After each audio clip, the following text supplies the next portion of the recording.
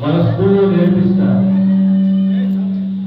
మాతృదేవో భవ, పితృదేవో భవ, ఆచార్య దేవో భవ. స్వగురువే నమః, పరమ గురువే నమః, పరమేశ్వర గురుదేవుకే నమః. ధర్మము మన గ్రంథాలు చెప్తాయి. గురువుకు శిష్యుకున్న బంధము పూర్వజన్మ సుకృతం అంటారు. అంత సులభంగా గురువు దొరకడు, గురు తత్వం దొరకదు.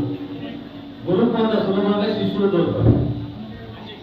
గురువు శిష్యుడు అనుబంధం అంటే పూర్వజన్మ సుకృతము. జీవితంలో మనం ఏ దారిని నడవాలి,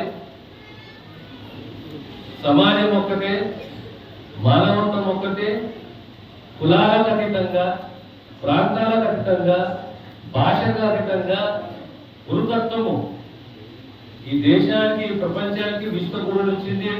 ఈ భారతదేశం మన విశ్వగురు ఎవరు? శ్రీ గురు బసవలింగాయ నమః.